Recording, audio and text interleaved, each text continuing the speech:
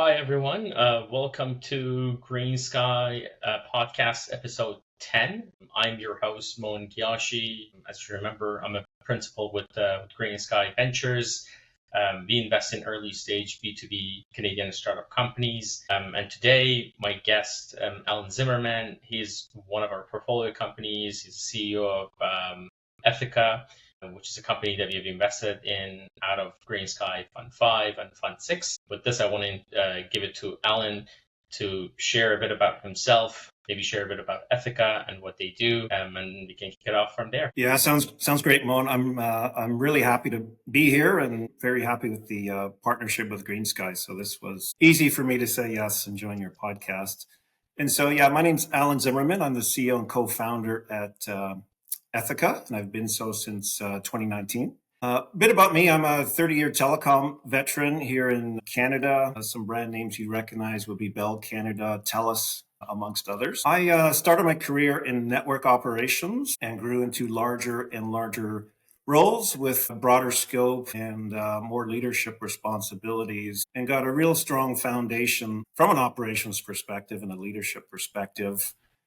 And wanted to learn more and grow my toolkit, and asked if I could take some client-facing role. There's a lot of people in operations roles who kind of hide behind the curtain and like to tell client-facing people what to say. But there's nothing like being in front of a customer and hearing it point blank.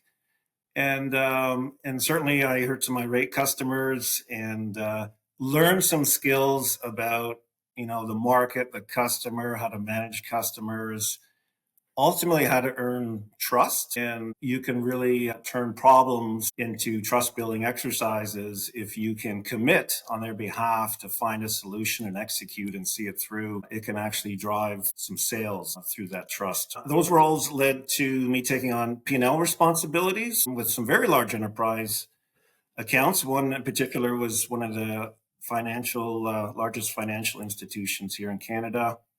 And another was a provincial government body here in Canada as well.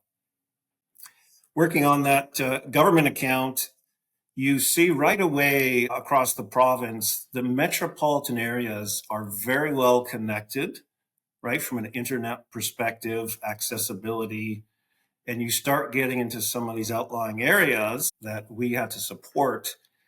You quickly run into limitations on what's actually available, in particular from a speed perspective. When I left those companies, I went to a startup in a field called software-defined networking, which I'll talk a bit about in a moment. That startup ultimately didn't work, but I learned a lot about the market, where the market was going, a lot about what not to do, and identified some gaps in the market. And so that's when we got to starting Ethica.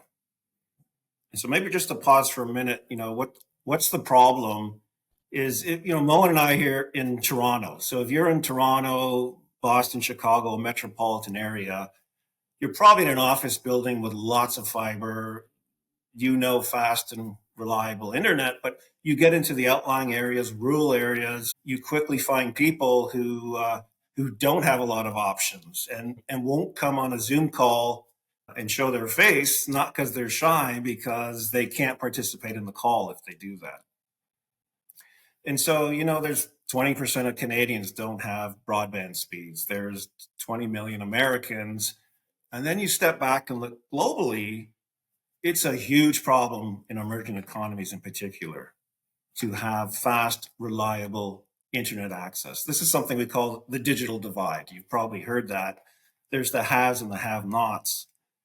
And so the problem it creates is all the applications are in the cloud and you need to get to the cloud, and you can't compete in the digital economy unless you have reliable and fast internet, which people in these metropolitan areas do, but half the planet struggle with that.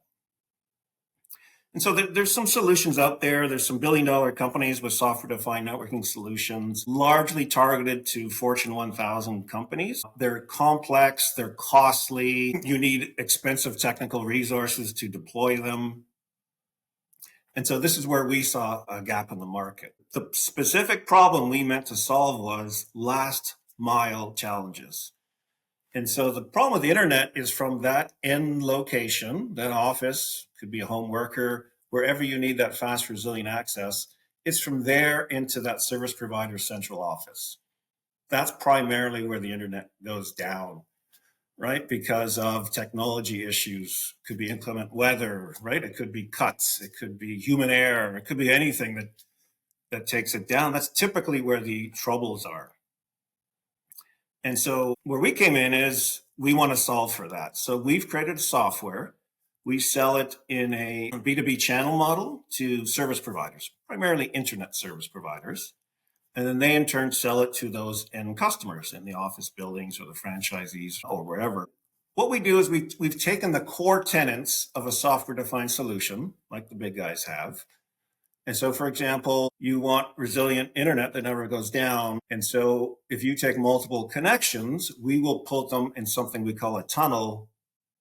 If one goes down or degrades, you seamlessly fail over to another link. It happens sub-second, and in the call with Moien and I, you would not even see pixelization of one of the links down. We do something called channel bonding, which means we can take any access connection. It could be wireline, fiber, cable, copper DSL. It could be wireless, LTE, 3G, 4G, 5G, doesn't matter. It could now be low Earth orbit satellite, the Starlink or OneWeb. Whatever's available, we will give that endpoint the aggregate speed of all those connections. And so no matter where you are around the globe, even at sea, you can get fast, resilient internet. And so knowing the big guys were costly and complex and largely fighting each other in G7 countries, we looked at where's the gap in the market, and those emerging economies is where we saw the opportunity. And so those core tenets of solution, we went in and offered them as private labeled. They can sell it as their own brand.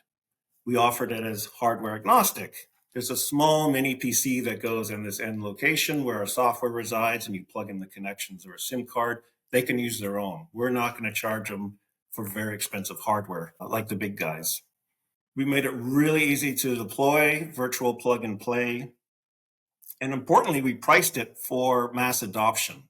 We priced it for emerging economies. So they get the value of a software-defined solution at a price point that they can just put in all their services. And so we started in Canada, our backyard, and we signed some channel partners. Again, we sell to ISPs primarily. We signed some in the US and the UK and Australia and India, but where we really saw some uptick was in Africa.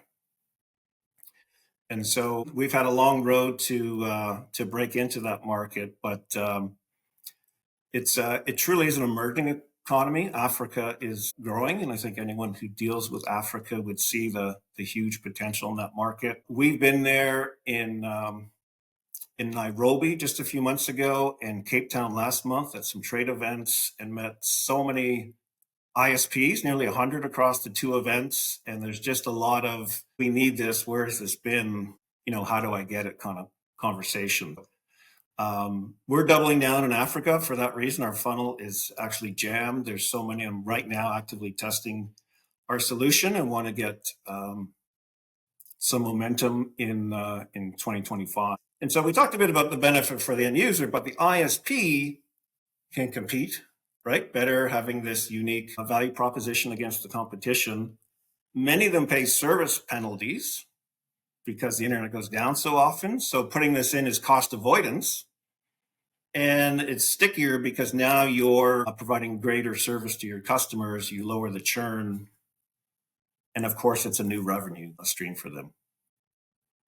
Got it. So in summary, you're providing the ISPs to provide kind of a value-added connection service. It's not just internet connection anymore with your proprietary technology that allows the end user to have resilient connectivity. You can, I think I remember when we were discussing the technology, that packet level bonding that you provide also kind of supports the quality of connectivity. And the example that you mentioned is that if I have a couple of connections and if I lose one, the end user wouldn't really understand the the difference. The transition is seamless from one to another, or like the bonding is seamless, and essentially the end user gets a better internet, and that's why this whole ecosystem becomes more sticky. The service that the ISP provides is actually a more valuable one, and that's why, as a result, it's actually better business for ISPs as well.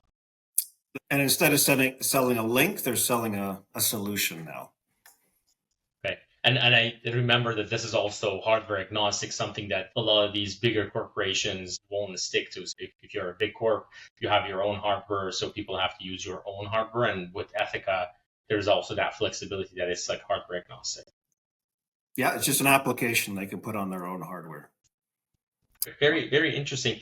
So you mentioned obviously exploring different markets. I know for a startup, there are various types of challenges, especially as you're trying to figure out which market to explore and where is the end customer. I'm wondering if you were to share maybe one or two big challenges that you faced, just because most of our audience are probably entrepreneurs, LPs who are interested in startups and in GreenSky.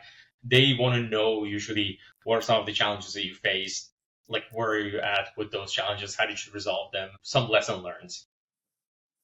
Yeah, so one that comes to mind right away, Moen, is just around focus, because there's so many markets we could go to. We could go to LATAM, we could go to APAC, we could sell into other service providers, and so you got to make your bets, right, and pick which path you're going to go, because if you try to be everything to everyone, you're going to fail, right? We're a small startup and in growth mode, so we have to be smart. But we saw a huge potential in the African market going back to 2023, and it's a long road, over a year to me talking today, of trying to gain credibility, right? Who's this company from Canada? It sounds interesting what they're doing, and you have to keep on it, right? And then you meet some, and then you sign the first one, because they're always asking, are you here? And when your answer is no, right, you don't. And so it took a long time to sign the first few channel partners for us. Then they started deploying services. And then we made the commitment to physically go there and attend a trade show and meet them. And then Neil from the GreenSky team, who has experience in Africa, said it's not who goes to Africa, it's who goes back. Some wise words. And we went back to Cape Town. And so there's a lot of, oh, you came back. And so it was a long, long road to gain credibility to where our brand meant something. And people were coming to our booth going, oh, I heard about you guys, and I want to make sure I met you this time. And so, the challenge is you think you got the solution, and of course they need it, but it's like it took us 15 to 18 months to get to the point where it's kind of seamless now, and the brand's out there, and we have some credibility, and we can move forward with discussions where we couldn't a year ago. You mentioned Neil, and that's obviously one of the things that at GreenSky we want to make sure that we always provide. It's not just the financial support and the investment that we want to make. We obviously want to make sure that we add the value beyond the investment. I'm just curious, how has your experience been working with Neil? I know Marian from our team and Jeff from our team, they have also been working with you. I know you also talked to Valdis. Quite a number of GreenSky members have been involved and trying to support. I'm just curious to know what has been your experience. My overall experience, Moen, is actually been tremendous, because I talk to so many VCs, and you always start with some junior analyst, right, who's got the checklist of questions, and they don't really understand what you're saying, and it's hard to move past them, right? And you and I met, and it's like, oh, he's asking me intelligent questions. Oh, he's trying to actually get to know the business and understand it. Now he's trying to get to know me. So it was just refreshing, right? Starting with a smart professional like yourself instead of a junior analyst like most companies.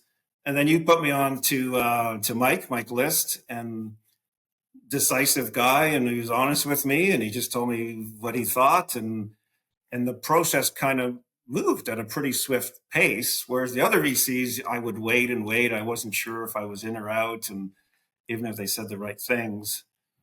And then you guys, GreenSky, no one else does this. You've got Valdis. You have a technology guy on staff, and it's Valdis, who has tremendous experience. And so he went deep on our technology early on and asked some really tough technical questions to make sure we had something and it was unique. And he went right down to packet level to truly understand what we had and why we thought those markets were the right ones for us. So he had to sign off through the process. So all of that was just refreshing for me to say these guys are a partner. They're not just cutting a check. Like, they have some bench strength here. And I still meet Valdis every quarter, by the way. He's still adding value even after the due diligence. But yeah, Neil, strategic guidance for sure. And I would talk about, go-to-market strategies. He knew someone, he would connect me. Or I talked about entering Africa. He had guidance on how to enter Africa. And so it's opening your network, right? People in GreenSky opening the network for us to learn and grow. And certainly Miriam and Jeff on the board have been tremendous as well. So it's just, I wanted to say it because it's been right through. Everyone I've met has been adding value for me right from day one. Yeah, and I would say that I guess meeting Ethica was not positive just because we met Ethica and we invested in Ethica, but we also got to know Jeff Burnett, who's now a member of the GreenSky team. So that was a great connection. You just never know what happens. And so Jeff has been working with you folks longer than GreenSky has, and we're very happy to have kind of attracted Jeff to join us as well. So that was a great coincidence as well. Win-win. Yeah. Yes.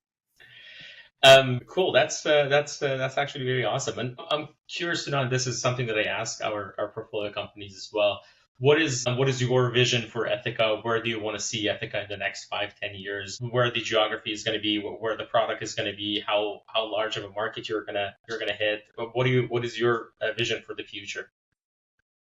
Yeah, I mean, the vision is no one should suffer as a result of the digital divide. The technology exists right now. We have a cost-effective solution, and we were meeting trade ministers in Africa, representing various countries. Like, there's a ton of interest. I believe we can gain, not just enter Africa, we can gain market share in Africa towards end of 2025, going to 2026.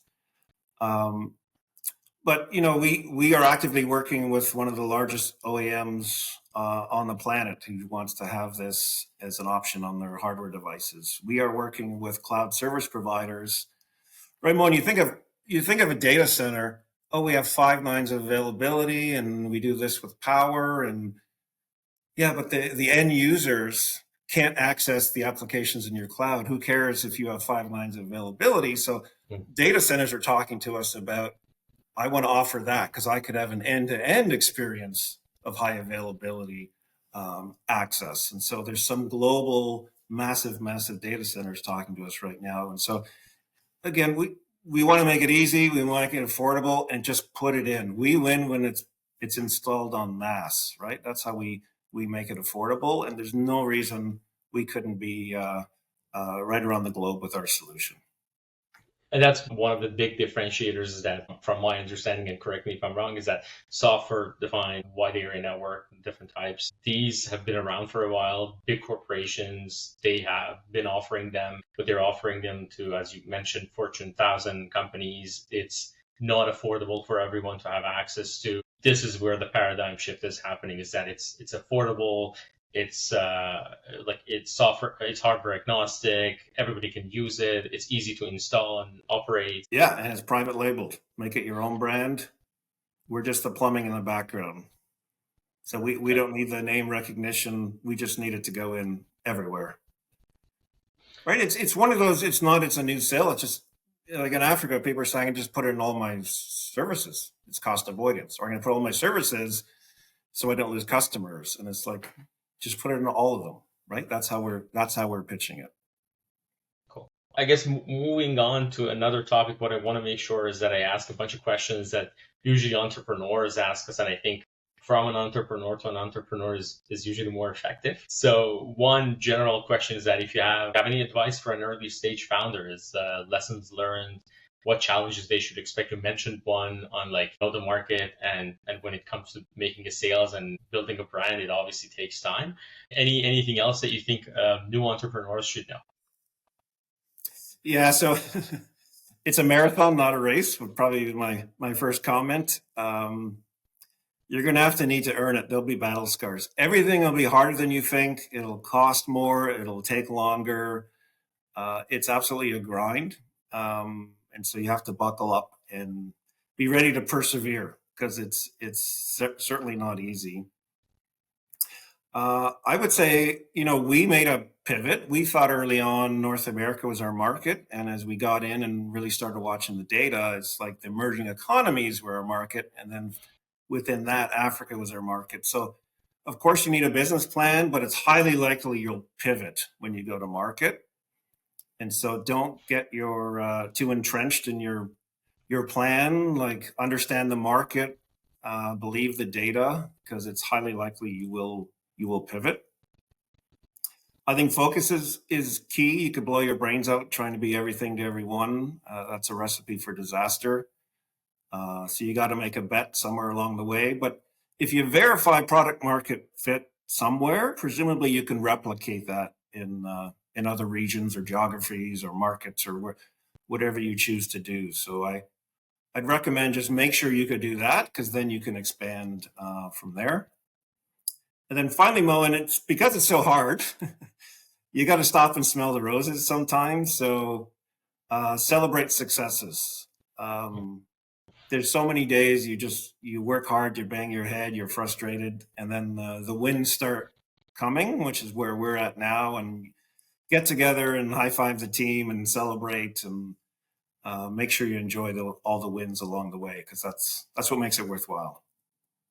That's actually, yeah, very very important. I know it's definitely a grind. Startup life is a grind, and you got to make sure that you don't burn out. So whatever lifts your boat. I was talking to one of entrepreneurs that I know, and he was telling me that he just like picked up a new instrument and he would just play an instrument, and I was like, that's interesting. So you didn't play an instrument before? He was like, no, I didn't play an instrument before, and I thought that would be my way of keeping that together, venting a bit, staying calm, and then going back to work more efficiently. So it's not just hard work. There's definitely a bit of play, a bit of making sure that you're enjoying the process as well, because it's a grind, it's a long process. Things take time, and you can not rush into things. Yep, well said. Any, I guess maybe any last thoughts on fundraising? Your experience specifically on fundraising. What do you think a startup should do? What do you think helped you the most in going through the fundraising process in a successful way? Yeah, I always looked at it like a two-way street, and I said I want a partnership. Maybe beggars can't be choosers if you're desperate for capital, but I was always assessing them, and maybe they didn't know it along the way. But I think you have to understand you need more than a check. You need a partner, right? Because if they're just giving you a check, like they're going to abandon you the second you hit any problems. And even early days, right, with GreenSky, talking to Neil or Marion or Jeff, it's like they get in solution mode and they help and they guide and so of course you need the capital, but I think when you're looking, you really want a partnership. So do your research on the company, maybe talk to someone who's partner with them before and understand who you're going to have a long-term relationship with. And I'm super happy I ended up with you guys. It's been a fantastic experience for me. That's great. And one of the things that I've heard from entrepreneurs is exactly that. Like sometimes it's easy to get money, but then when the money is in and they're starting to deploy the funds, it's starting to face problems as they're in the operation mode, then the VCs that they work with kind of abandon them. Maybe for many reasons. One is that maybe they don't have the kind of talent within the team to be able to provide the support, or they just have so many investments that they don't have the time to be able to spend that time with the startup portfolio company. And so at the end of the day, as a startup, what you see is that, oh, I'm abandoned. I'm facing a problem, and this VC is coming to the board meeting, just not even turning on their camera and leaving the board meeting every quarter, and you're not receiving any feedback, and that's not good. It's definitely a partnership. There is money everywhere. You can definitely find money, but what you want is certainly partnership. Absolutely. Great. And maybe the last question would be, where do people find you? Where do people find Ethica? How do they follow you? We will definitely put up your information on our YouTube and LinkedIn channel as well. But where can people find you? Yeah, website ethica.partners. You can email us at info@ethica.partners or on LinkedIn, Ethica Channel Enablement. You can find us through those three. Okay, awesome. Thank you, Alan, for joining us in this last episode of 2024. It's so great to have you share your experience and your journey with Ethica. We're very happy to have you as one of our portfolio companies. It's a blast to work with you. We all enjoy the collaboration and the partnership, and we wish you all the best. Thanks, Moien. It's my pleasure.